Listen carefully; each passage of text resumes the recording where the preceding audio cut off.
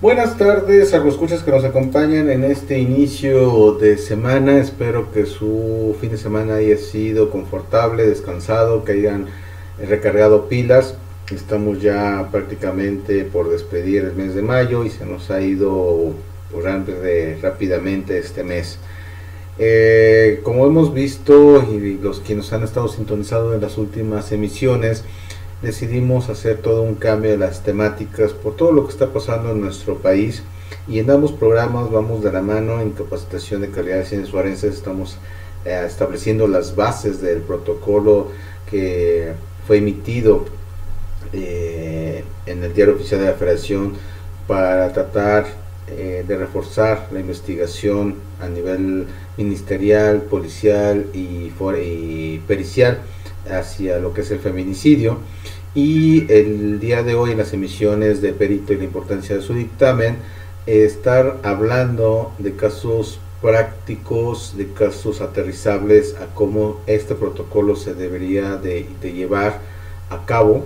Vamos a ir con la misma velocidad de la parte temática, la parte de la práctica, y esto con la finalidad de que quede cada vez más claro. Sabemos que el camino no es fácil, sabemos que esto es arduo, que es muy complejo, sobre todo por la forma en que está redactado y por todo lo que contempla el protocolo, así como también el artículo de referencia al 325, que lo estaremos citando constantemente, que lo estaremos mencionando reiterativamente, pero es porque sienta las bases. Ahora bien, como peritos, ¿qué es lo que tenemos que hacer en este cambio, en este gran paradigma, en este gran conflicto? ¿Cómo romper este paradigma de enfrentarnos como peritos ante una violencia de género, ante un feminicidio? ¿Cómo hacer una investigación? ¿Cómo hacer un dictamen? Eso y más, con base al protocolo, al artículo de referencia y a la experticia como peritos, es lo que les vamos a estar llevando a cada uno de ustedes. Y bueno, de la biblioteca que tenemos en pantalla sale la siguiente frase, en donde nos dice: la absolución del culpable es la condena del juez.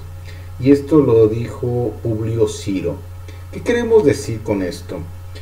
Si bien es cierto, ya en años anteriores se hizo un cambio a nuestro sistema de impartición de justicia en el ámbito penal, y que fue después para cada uno de los distintos materias del derecho, es decir, civil, mercantil, familiar, laboral, etcétera. En el ámbito penal es muy cierto que el juez, una vez que se han desahogado todas las probanzas que nos facultan a nosotros como peritos para la intervención de establecer los lineamientos y defender nuestros dictámenes, es quien tiene la última palabra, y que nosotros, junto con el agente del Ministerio Público y el abogado particular, tenemos que darles elementos para el esclarecimiento de esa duda razonable de cómo fueron los hechos, o en razón de un acto delictivo, si es con las personas que ya han sido detenidas o van a ser detenidas, y que se inició un juicio en su contra.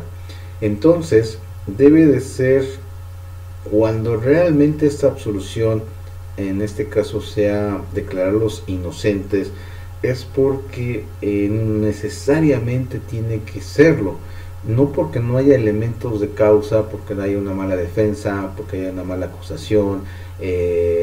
No se trata de quién es mejor a nivel pericial, quién omitió detalles, aunque lamentablemente hoy en día en el ámbito pericial así se está llevando, pero debemos de ser y de pensar que en la mano de todos los auxiliares en esta impartición de justicia que se busca a través del derecho, está realmente una víctima de por medio, y esa víctima lo que busca es por lo menos el apoyo del Estado a través del enjuiciamiento del probable responsable, para no reparar su daño, porque nada repara el daño, sobre todo cuando estamos hablando de un fallecimiento de una persona, pero sí que el sistema sea maduro, que sea eficiente y que sea confiable. No quiere decir con esto que esté diciendo o que ponga en tela de juicio en este momento a los jueces, pero sí creo que estamos pasando por una etapa compleja, sobre todo en el aspecto del feminicidio. Es un tema fuerte, delicado, con muchas vertientes, con muchas formas, y les anunciábamos que afortunadamente se tomó la decisión reciente también de que en todos los nuevos asuntos que tengan a bien contratarnos nuestros clientes, cuando sea factible, vamos a poner un apartado en el contenido de los peritajes de el feminicidio. Es necesario empezar a hacer este cambio en los dictámenes cuando se trate de un probable delito que caiga en relación a los posibles supuestos que maneja el artículo de referencia 325 del Código Penal Federal, cuando se cumpla con el protocolo de investigación y que le demos elementos precisamente al juez para que no los declare inocentes a los culpables. Esto es el espíritu de esta frase, y viene porque ahora vamos a tocar nuevamente fibras muy delicadas. Invito desde ahora a las plataformas por las cuales estamos siendo transmitidas a que esperemos que no nos censuren. No es un afán ni político, ni religioso, ni destructivo. Hemos tratado durante esto, y vamos a seguir tratando, de decir las cosas de una manera un poco tanto coloquiales, pero no como tal, es decir, sí cuidando el lenguaje que usamos, por el debido respeto a todos los que nos están escuchando, por el respeto hacia las plataformas en que se transmite, pero esto está pensado para despertar una conciencia, un interés en todos los que se van a dedicar a ser peritos. Gracias también a Argoscursa por darnos las facilidades de tocar esos temas que no son nada sencillos y que están revolucionando también a través de estas emisiones, como emisora de capacitación, con estas temáticas. Nos sentimos realmente más que exigidos en su contenido, porque el tema de hoy nuevamente es dentro del análisis forense, en el delito de feminicidio, hablar de una cuestión como es la violación o el delito de violación versus la legítima defensa. Es algo muy complejo lo que vamos a ver hoy, de amplio criterio, pero hay que sentar las bases, porque cada vez se están dando casos y pareciera mentira, nos despertamos, prendemos la televisión y parece que les pedimos que nos den información, parece que les decimos estamos tras esta nota, pero no dejan de ser notas informativas sin contenido de fondo. Y es por ello que te agradezco nuevamente, ingeniero, nos vuelve a acompañar el día de hoy, como lo hizo el día viernes, el ingeniero Ignacio Mendoza, que ya lo van conociendo, director de contenido, director administrativo de nuestra consultoría, así como un gran amigo, y que nos está ayudando con su panorama, con su experticia, también su trayectoria que ha tenido en todo este tiempo. Sabemos que está ahorita, le llamamos así, de gira artística, y por eso nos está acompañando vía telefónica nuevamente. Posteriormente ya va a salir al aire, ya lo comprometí a que salga al aire, pero cuando los compromisos de la consultoría se lo permita. A mí me toca ser un portavoz, pero te saludo a la distancia y te cedo la palabra, ingeniero. Buenas tardes, un saludo cordial para ti y para todos los escuchas. ¿Qué nos tienes preparado el día de hoy? Porque ya me da miedo, porque híjole, me hace salir de todo el contexto y tener casi una biblioteca en la mente cada vez que haces una pregunta, pero créeme que estoy muy contento y espero que ustedes, a los escuchas, también estén viendo que sus preguntas que realices con afán de tener un contenido totalmente distinto al que veníamos teniendo, y que sea la voz, pues llamarlo de alguna manera, de todos ustedes a los escuchas. También les invitamos a que nos hagan llegar sus comentarios a nuestras redes sociales. Estamos abiertos para todos ustedes y esto es por ustedes y para ustedes. Adelante, ingeniero. Mi pregunta es la siguiente. Cuando una mujer se trata de defender o se defiende de una agresión, ya sea física o que la quieran violentar, ¿por qué la quieren? Hay entidades donde la juzgan como si las criminales para ellos. Ya ves que les dije, lo escuchas. Mira, es una gran pregunta que va mucho en colación al tema que tenemos de violación y legítima defensa. En imagen tenemos precisamente a nivel de siluetas, porque hay imágenes muy fuertes, que los invito en su momento también a los invitados, mejor dicho, que si las quieren tener, nos escriban para hacérselas llegar de manera personal a sus correos o redes sociales. Por respeto insistimos a las plataformas, pero ¿por dónde empezar, ingeniero? Vamos a ver. Primero que nada, estamos hablando que tenemos que definir dos conceptos: víctima, victimario. Como peritos, que es la labor que hoy nos ocupa, tenemos que tener muy claro que el perito en criminalística tiene que sentar las bases, ojo con esto, sentar las bases en su dictamen de la víctima y el victimario. Siempre tiene que haber esta dualidad, víctima-victimario. Víctima, quien recibe la agresión o quien es sujeta, en este caso, de un despliegue de una conducta antisocial llamada delito. Por supuesto, entonces, el victimario es aquel que va a desplegar esta conducta. Es lo primero y es la base para empezar a responder esta gran pregunta que me haces. Seguido de esto, el perito entonces, en cuestión como es el de criminalística, tiene que ahora buscar los indicios necesarios para establecer cómo pudieron haber sucedido los hechos. Y esta es una gran base. Sin un peritaje de cómo pudieron haber sucedido los hechos bajo el estudio o análisis de lo que sea siendo encontrado, no vamos a poder establecer una probable, vamos a llamarlo así, responsabilidad a nivel de nuestro dictamen. Entonces vamos a mandar a llamar a un colega perito también, que va a ser el de medicina forense.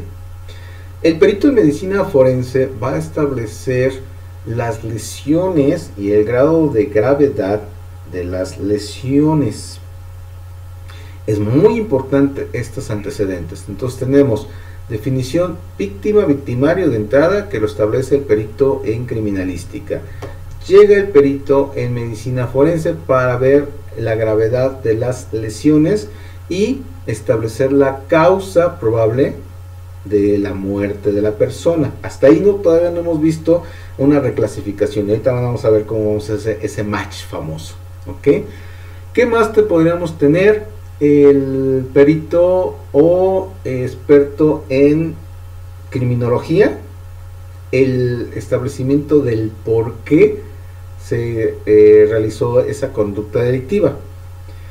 Pero más allá del criminólogo, vamos a llamar a un tercer perito, y va a ser al perito en psicología forense. Este perito es vital porque lo que va a hacer es establecer qué grado de entrada de afectación cognitiva, es decir, emocional, tenía ambas personas. Por un lado, el victimario va a tener una adrenalina por la cuestión de la agresión, Por otro lado, la víctima va a tener esa sensación de verse agredida y va a querer de alguna manera intentar salvar su vida, intentar defenderse, y entonces con estos elementos nos faltaría un último, que jurídicamente y los peritos, aunque de repente me dicen, oye, es que estás hablando como perito, pero después te metes a la parte del abogado, es correcto, porque como peritos debemos de dominar ciertas temáticas del abogado. No vamos a poder ejercer en el derecho, o sea, como abogados, aún siendo abogado, pero si soy perito, no puedo ejercer ambas en un mismo asunto. Tengo que elegir si voy como perito o voy como abogado, que queda muy claro. Entonces, debo establecer el bien jurídico tutelado. Y el bien jurídico tutelado lo vamos a entender en este caso como el derecho a la vida, el derecho a proteger su cuerpo en cualquier situación de agresión o de probable agresión. Voy a tener el derecho de defenderme. Con todo este rompecabezas, ¿por dónde quieres que empecemos, ingeniero? Yo podría decir que el perito se podría apoyar con las amistades o familiares del victimario, porque muchas veces la familia o los amigos conocen también la forma de ser de los conocidos. ¿Se podría apoyar uno en esas personas? Por supuesto, eso lo va a hacer el criminólogo. El criminólogo va a tratar de buscar la respuesta del por qué desplegó la conducta.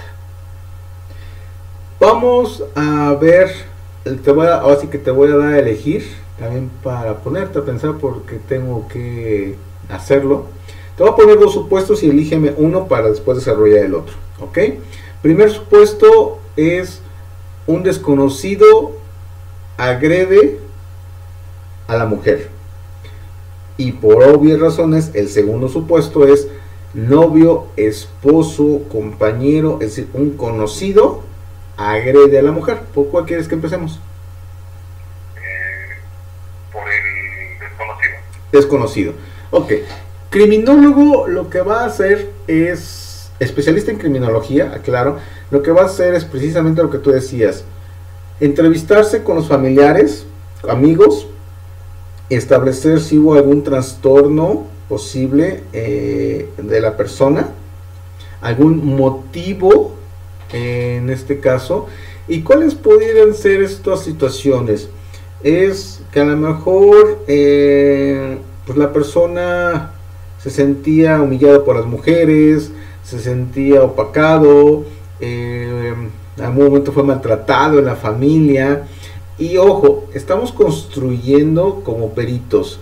Vamos a llegar a lo que tú decías, en donde la víctima priva de la libertad a su victimario, pero no podemos atacar de lleno. Esperemos que no nos falte tiempo para llegar a esa parte. Entonces, como criminólogo se va a hacer esa parte, va a poder dar un informe de todo lo encontrado en esta investigación. Va a llegar el perito en psicología y primero que nada tiene que hacer una entrevista con la víctima. Desde el punto de vista que les di como perito en psicología forense, va a respetar el carácter de víctima, que le narre los hechos, que le diga cómo acontecieron los hechos. Y la víctima puede establecer, iba caminando, saliendo de mi centro de trabajo, me dirigí a mi casa, era de noche, iba yo caminando cuando sentí la presencia de un individuo, el cual sin ninguna cuestión que yo sepa, empezó a atacarme, me llevó o intentó llevarme a un callejón, a una calle aislada, y me empezó a tratar de arrebatar la ropa, no solamente mis pertenencias, sino también empezó a forzarme con la intención de tener un acto sexual, a lo cual yo inmediatamente, como pude, me defendí, traté de evitar que se diera mayor circunstancia, etcétera, etcétera, etcétera. Hasta ahí lo vamos a dejar ahorita. Ok. Le va a preguntar cómo va a poder el perito en psicología intentar establecer si psicológicamente está en sus 5 sentidos o está trastornada, y que con ello queremos decir no que está enferma o dañada mentalmente. Trastornada es que no esté congruente entre la realidad, es decir, que no tenga una conciencia de lo que pasó, a pregunta expresa de decir, y una vez que usted vio que ya no se movía su victimario, ¿usted estuvo consciente que le pasó algo o qué hizo? A respuesta puede decir, simplemente por el forcejeo vi que se cayó al suelo y entonces fue el momento en que aproveché para salir corriendo.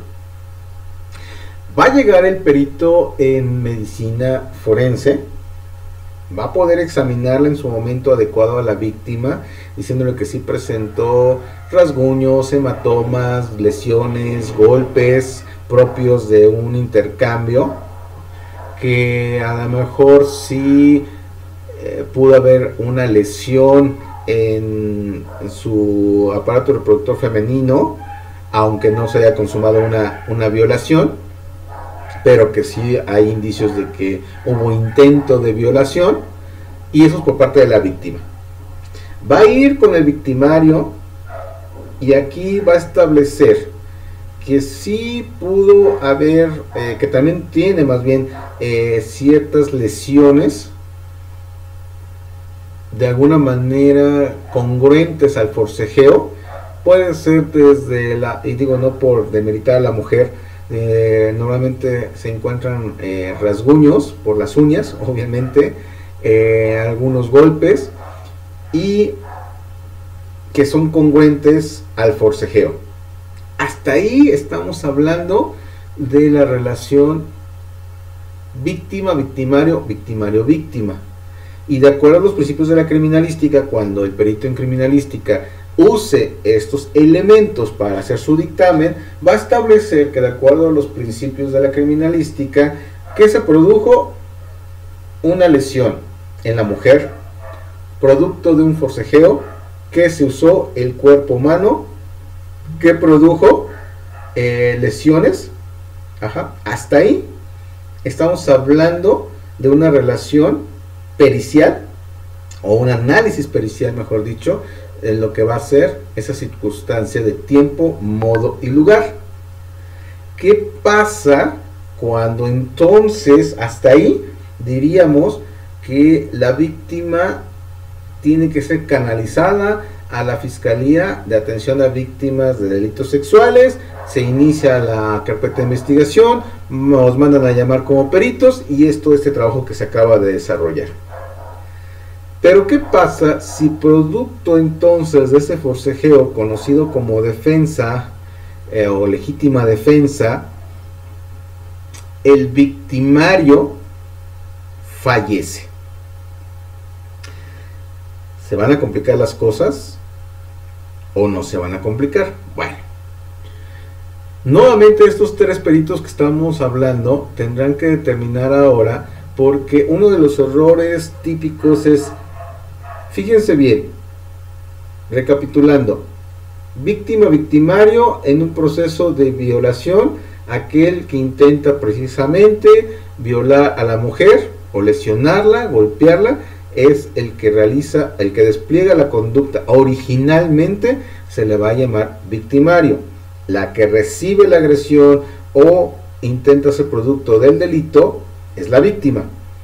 Cuando la víctima reacciona, se defiende y logra no solamente evitar la consumación del delito en su contra, sino que producto de esa defensa fallece la persona, el error que se tiene a nivel de la impartición de justicia, y me voy a salir un poquito del área pericial ahorita, es que se reclasifica.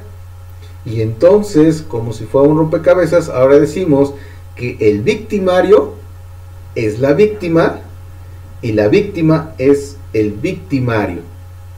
Y entonces, a simple vista, porque privó de la vida, se dice que cometió el delito de homicidio. Como peritos tenemos, ahora sí, regresando al ámbito pericial, tenemos que establecer si realmente fue así. Y entonces les pregunto, algo escuchas, ¿realmente la mujer, en su carácter de víctima, tenía las intenciones de privarle de la vida como actividad principal u objetivo principal, ingeniero? Yo siento que no, únicamente actuó en defensa propia. En defensa propia. Entonces no pudiera ser catalogada como victimaria. ¿Por qué entonces? Y luego entonces se cataloga por la falta de los dictámenes periciales. El perito de psicología, una vez que ya entrevistó a la persona, va a poder establecer que estaba en shock, que estaba fuera de su realidad. Entonces imagínense que no solamente estamos hablando de un probable despojo de sus cosas, es decir, del delito de robo, de un forcejeo donde le empezó a desgarrar su ropa, donde intentó tener una cópula llamada obviamente principio de violación. La adrenalina que va a tener la mujer va a hacer que saque fuerzas de no sé dónde, se defienda más no poder. Si bien logra superar la fuerza de su victimario, no va a poder pensar objetivamente, y eso es lo que debemos establecer como peritos, que no va a poder, en este caso de psicología forense, no va a poder pensar objetivamente en darse a la tarea de saber si está desmayado o si usó demasiada fuerza o si lo mató, porque no actúa deliberadamente. ¿Cuándo se va a actuar deliberadamente? Porque sí hay casos, pero cambia totalmente la temática y nos falta todavía la segunda fase. Ahorita vamos a hablar de la segundo asunto o del segundo caso práctico. Pero bueno, cuando se habla de que sí hay algo deliberado, será lo mismo que la mujer, y ya hay técnicas y ya hay cursos, no sé qué tan efectivos sean, pero lo vamos a poner a colación, en donde les enseñan artes marciales, donde les enseñan defensa personal. Vamos a ver si se trata de algún militar, alguna policía que iba de civil, que tienen un entrenamiento especial. Ahí se puede decir que entonces, y solo entonces, puede haber un principio de deliberación, porque no solamente va a actuar en defensa propia, sino que va a usar sus conocimientos en contra del victimario, que sí razonablemente, aunque también choqueada la persona, traumatizada en su momento, va a poder ejercer mayor fuerza porque relativamente tiene ventaja sobre su adversario y que sí conoce dónde poder hacer mayor daño a la persona que la está agrediendo. Ahí sí es sancionable. En otras palabras, diríamos, jurídicamente, diríamos que cuando una persona que no tiene conocimiento de causa de ninguna de arte marcial, defensa, entrenamiento, no debe de ser punible, es decir, sancionable contra la persona que tiene conocimientos y que los usa no solamente para evadir la agresión, sino para propiciarle un mayor daño. Y entonces llegamos a la parte fundamental de esto. Como peritos debemos establecer qué es y hasta dónde es la defensa personal o la legítima defensa. Insisto, como peritos debemos tener conocimientos jurídicos. No se queden nada más con que somos peritos, nos vamos a hacer un dictamen y se acabó. No.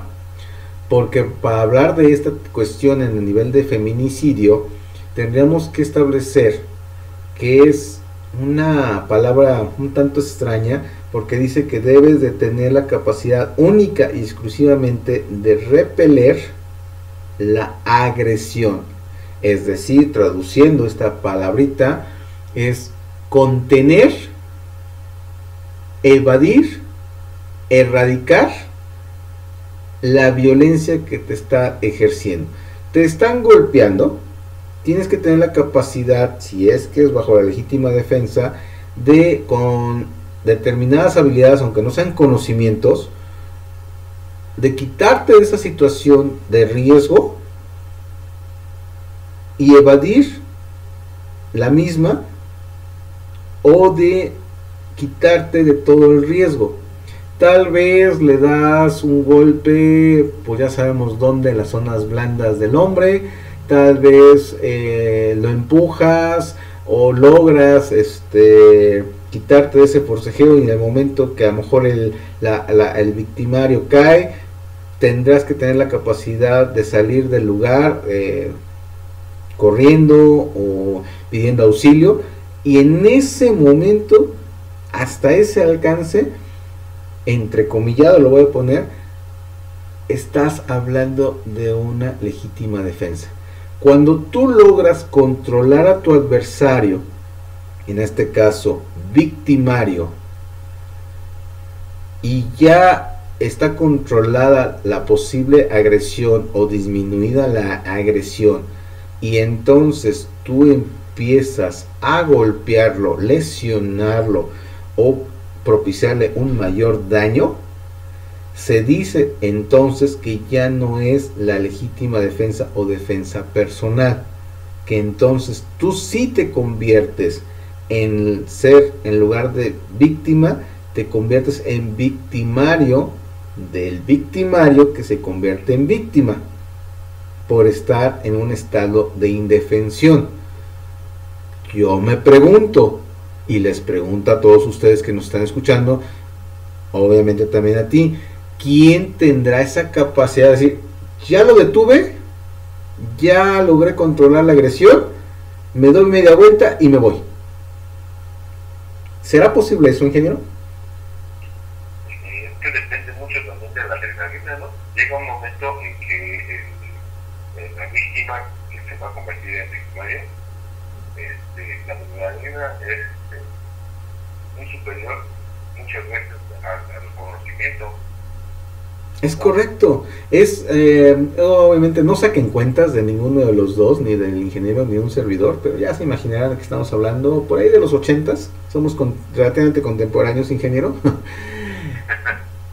Hay algo que me ha quedado claro cuando hemos platicado fuera de esas emisiones, en donde decíamos, ¿no? Recordábamos, y perdón el ejemplo, pero es válido como perito para darles a entender esto. Es cuando decíamos que nos peleábamos al final de la secundaria, del horario de la secundaria, nos decían, te esperamos afuera de al terminar el horario, ¿no? Pero decíamos que era limpio porque era quien tenía más habilidad, pues era el que ganaba, ¿no?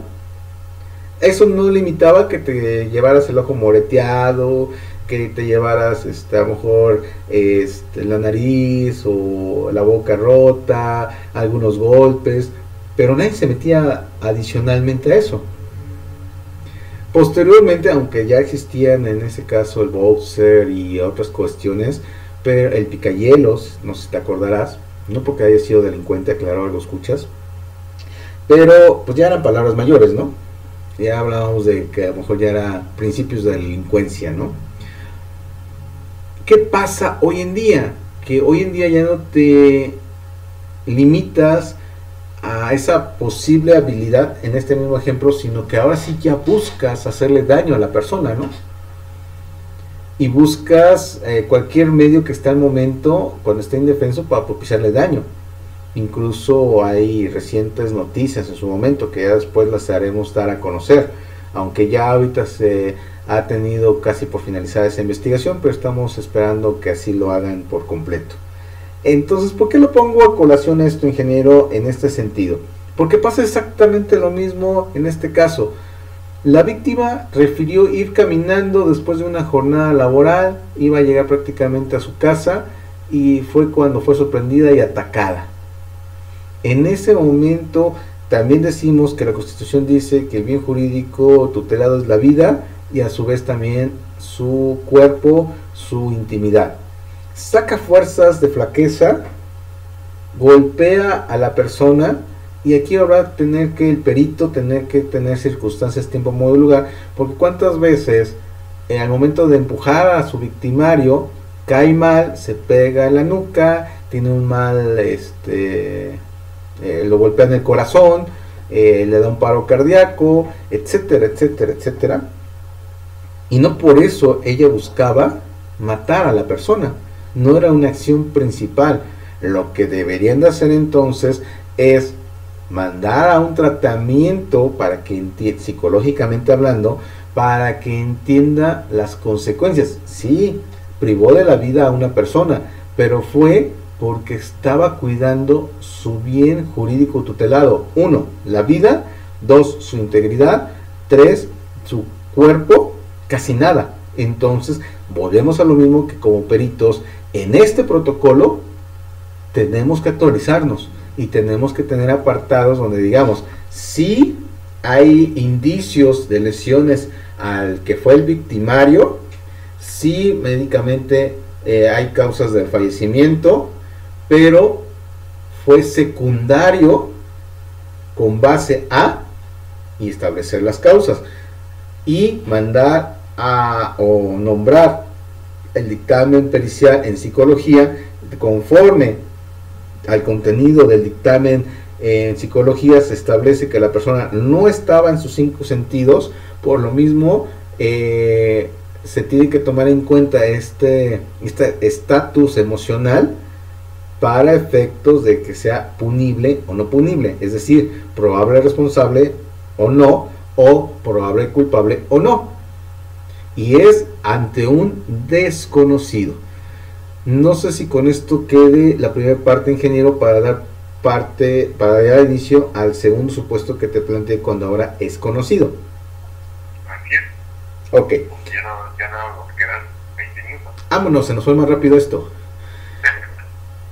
Muy rápido. La diferencia entre cuando es conocido y no va a radicar en que entonces la persona que conoce a la víctima va a entrar en el protocolo automáticamente porque no requirió un estudio de la persona.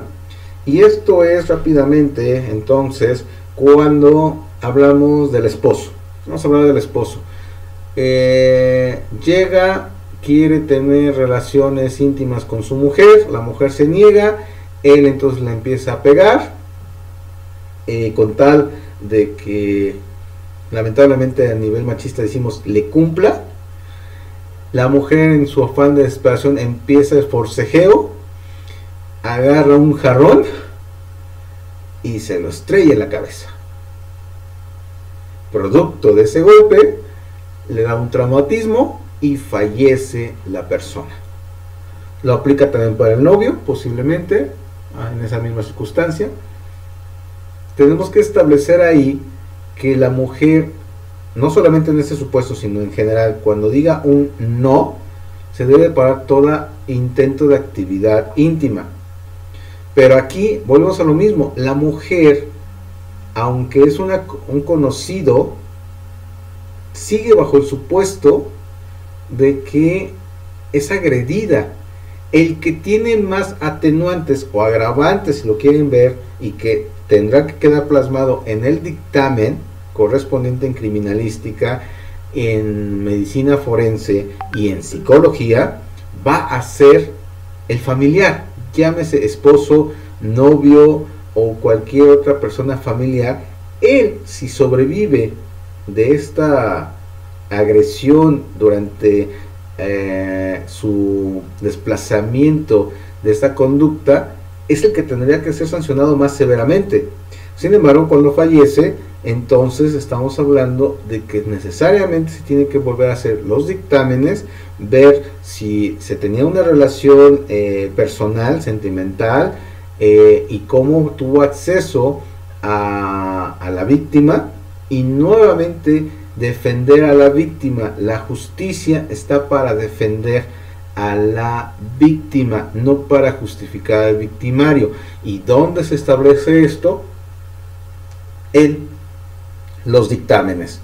Necesariamente tenemos que establecer dictámenes de género, sí, o un contexto y un contenido, como les decía, es libre hacer un dictamen. Más adelante vamos a volver a hablar de lo que contiene un dictamen, por lo menos como lo hacemos en nuestra consultoría, a través de nuestros peritos, y vamos a poner un nuevo apartado de feminicidio cuando sea el caso correspondiente, para darle más elementos al juez y a quien nos contrata, para decir efectivamente estamos ante la presencia de esta situación, efectivamente la persona no debe de ser juzgada, porque todo esto nace de que hay noticias recientes de que una persona del sexo femenino que sobrevivió a una violación y que en el forcejeo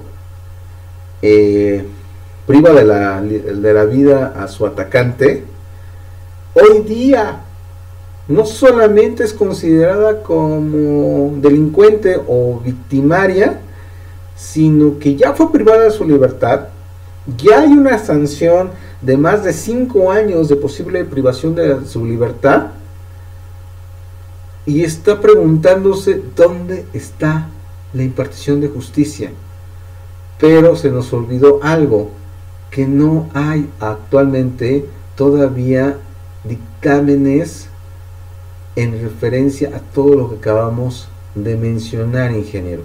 Por eso la importancia de nosotros como peritos de dar ese salto, de conocer el protocolo, de conocer el contenido de género, de establecer las bases. Acuérdense, peritos, si nos están escuchando, no podemos establecer en unas conclusiones que sí se trata de una víctima, victimario, victimaria, víctima, pero sí establecer que hay elementos en donde se realizó una defensa o legítima defensa, y que producto de esto perdió la vida el victimario.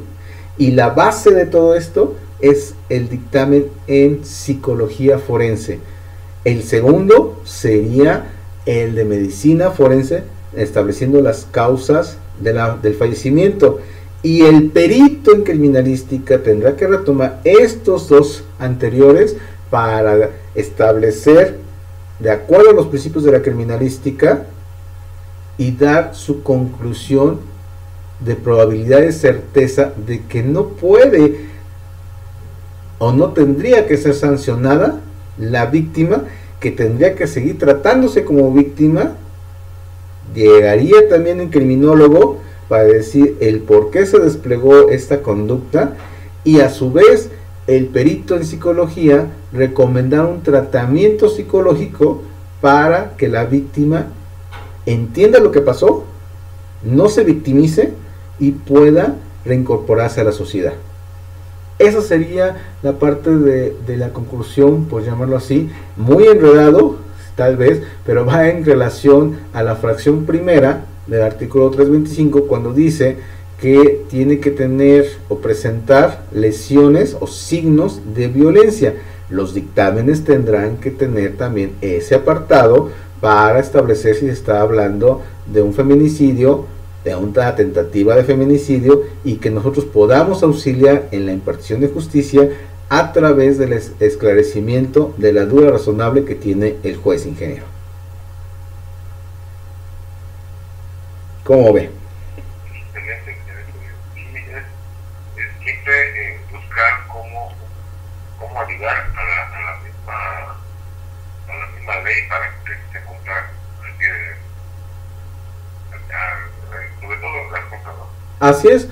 Finalmente yo les diría, somos auxiliares de la impartición.